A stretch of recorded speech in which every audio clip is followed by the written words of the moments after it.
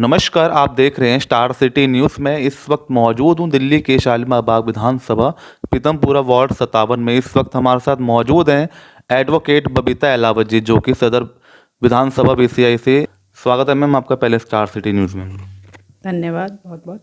Ma'am, जैसे अभी कल का आपने देखा है रिजल्ट, आप पार्टी का जो मेयर बना है, डिप्टी मेयर बना है शैली ओबराय और आलिया मोहम्मद जी, तो सबसे पहले आप इनकी जीत को लेके क्या कहना चाहेंगे? मैं इनको बहुत बहुत बधाई देना चाहती हूँ इनकी जीत के लिए, शैली जी को और डिप्टी मेयर जो बने हैं उनको भी बहुत बहुत बधाई। और ये सिर्फ आम आदमी पार्टी की नहीं, ये दिल्ली की जनता की जीत है। जो दिल्ली की जनता ने मैंडेट दिया था और बीजेपी की गुंडागर्दी की वजह से जो अब तक मेयर के चुनाव नहीं हो पा रहे थे, और कल ये चुनाव हो गए हैं और हमारा मेयर भी हमें मिल गया है, डिप्टी मेयर भी हमें मिल गए हैं, तो मैं उनको बहुत बहुत बधाई देना चाहती हूँ। दिल्ली की जनता को बहुत बहुत बधाई देना चाहती मैम, हूँ। कल भी जैसे आपने देखा सदन में रात भर झगड़ा हुआ और स्थायी समिति के चुनाव भी रद्द हो गए मैम, तो इस पे क्या कहना चाहेंगे? देखिए, बीजेपी का हमेशा से रवैया ये रहा है किसी तरीके से गुंडागर्दी करके इन चुनावों को टाला जाए। मैं ऑनरेबल सुप्रीम कोर्ट का भी बहुत बहुत धन्यवाद इसमें करना चाहती हूँ कि उन्होंने ऑर्डर किया और उनके ऑर्डर के बाद ये पॉसिबल हो चुका हुआ ये चुनाव। और अब उन्होंने अपनी गुंडागर्दी दिखाने के लिए आगे जो चुनाव होने थे उसमें अपना बदमाशी शुरू कर दी है, तोड़फोड़ शुरू कर दी। मैं वीडियो देख रही थी, एक जो इनकी मेयर की कैंडिडेट थी रेखा गुप्ता जी, उन्होंने पोडियम तोड़ दिया, माइक तोड़ दिया। और एक हमारे यहाँ से काउंसलर चुन के आए हैं अमित नागपाल जी, उन्होंने बैलेट पेपर्स फाड़ दिए। तो इस तरह की गुंडागर्दी, इनकी राजनीति ही गुंडागर्दी के उस पर चलती है और ये सिर्फ गुंडागर्दी करके लोकतंत्र को ख़त्म करना चाहते हैं। तो फेयर जो इलेक्शन हुआ है उसको ये आगे नहीं करना चाहते कंटिन्यू, और अपनी गुंडागर्दी दिखा के किसी तरीके से इनको ये है कि दिल्ली सरकार को ये दबाना चाहते हैं, एमसीडी में दिल्ली की सरकार नहीं बनने देना चाहते। बस इनकी यही एक इंटेंशन है कि किसी तरीके से गुंडागर्दी करके हम इनको दबाएं और आगे इनको प्रॉपर तरीके से काम ना करने दिया जाए। अच्छा, आपका मतलब विधायक भी आपका है दिल्ली में विधानसभा, और एमसीडी भी, और मेयर डिप्टी मेयर भी आपके बन चुके हैं, तो आगे अब दिल्ली को किस तरह से नया एक स्वरूप दिया जाएगा या मॉडल किस तरह से काम करना चाहेंगे? बिल्कुल। अब हमें पहले हमारे साथ प्रॉब्लम क्या थी कि एमसीडी में बीजेपी थी और दिल्ली सरकार हमारी आम आदमी पार्टी की थी, तो हमें थोड़े बहुत एमसीडी के जो काम थे उनमें बहुत दिक्कत आती थी। अब हम मिल के दोनों, विधायक भी और हमारा काउंसलर भी, और हम दोनों मिल के काम करेंगे, दिल्ली की सफाई के लिए काम करेंगे। जो बीजेपी ने दिल्ली को कूड़ा कूड़ा कर रखा था, उस कूड़े के पहाड़ों को कम करेंगे। जिस तरह के वादे किए गए हैं उनको पूरी तरह से पूरा करेंगे। आप अब तक आपने देखा है आम आदमी पार्टी ने जो भी अपने वादे किए हैं उन पे खरी उतरी है, और इस बार भी एमसीडी में जो चुनाव के दौरान वादे किए थे उन पे खरा उतरेंगे और हर तरीके से दिल्ली की सफाई करेंगे। जहाँ भी जो गंदगी है उसको सफाई करेंगे, कूड़े के पहाड़ जो बीजेपी ने दिए हैं दिल्ली को, और उनको साफ करेंगे, हटाएंगे दिल्ली से। तो मैम, क्या लगता है आने वाले जो चुनाव आ रहे हैं लोकसभा 2024 के, क्या परिणाम देखने को मिल सकता है इस बार? इसमें बीजेपी की सीधी सीधी टक्कर आम आदमी पार्टी से है। मैंने कुछ लोगों से कहते हुए सुना कि बीजेपी के लिए कोई भी टक्कर नहीं दे सकता, लेकिन इस बार सबसे स्ट्रांग ऑपोजिशन आम आदमी पार्टी है बीजेपी के लिए। और अगर जनता दिमाग से और सोच समझ के वोट देगी तो उस सरकार को चुनेगी जिसने कि दिल्ली के लिए काम किया है, जिसने जनता के लिए काम किया है।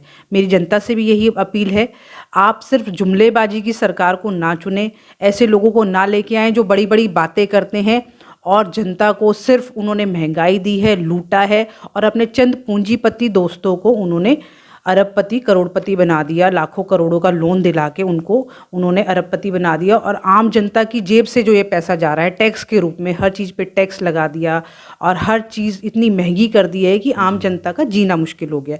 तो मैं जनता से यही अपील करना चाहती हूँ कि आप ऐसी सरकार चुनें जो हमारी भलाई के लिए काम करे।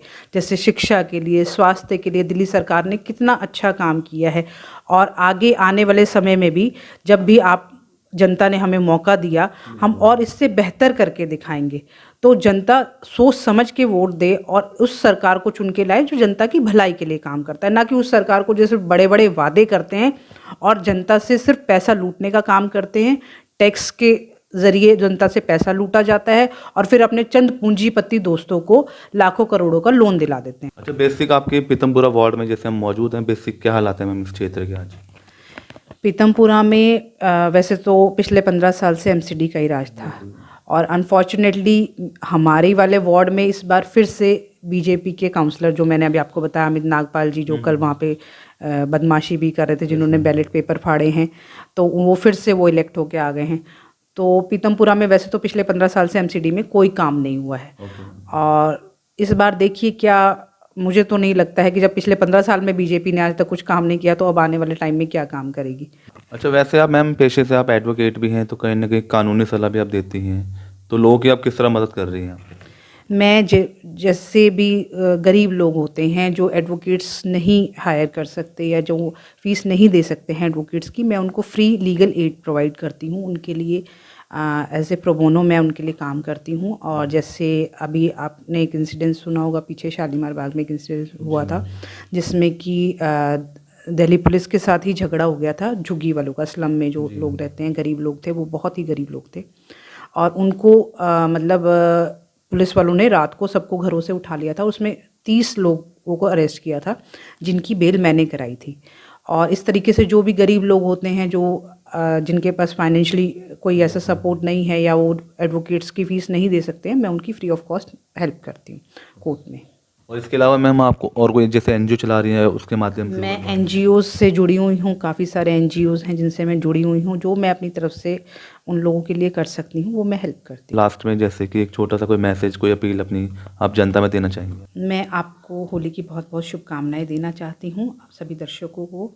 और एक रिक्वेस्ट है मेरी जनता से, आने वाले चुनाव में आप इस सरकार को चुनें जो कि आपकी भलाई के लिए काम करता है, जो जनता की भलाई के लिए काम करता है, ना कि ऐसी सरकार जो कि गुंडागर्दी से अपनी सरकार चलाना चाहते हैं, जो लोकतंत्र में विश्वास ही नहीं रखते, जो लोकतंत्र को ख़त्म करना चाहते हैं। ऐसी सरकार को ना चुनें। और अगर गलती से दोबारा से ये सरकार आ गई तो मुझे नहीं लगता कि आगे आने वाले टाइम में ये चुनाव भी होने देंगे और ये लोकतंत्र को बिल्कुल ख़त्म कर देंगे। तानाशाह सरकार हो जाएगी अगर इस तरीके से इनका रवैया चलता रहा, क्योंकि जो भी लोकतंत्र में चुन के आते हैं ये उनको दबाने की कोशिश करते हैं या उनको खरीदने की कोशिश करते हैं। तो इस तरह की सरकार से लोकतंत्र नहीं चल सकता। और मेरी यही अपील है जनता से, आप ऐसी सरकार को चुनें जो आपकी भलाई के लिए काम करे, ना कि लोकतंत्र को ख़त्म करना चाहते हैं और सिर्फ तानाशाह सरकार लाना चाहते हैं। बिल्कुल, बहुत बहुत धन्यवाद मैम आपका। तो ये हमारी सीधी बात एडवोकेट बबीता अहलावत जी से, स्टार सिटी के साथ मैं जितेंद्र गुप्ता।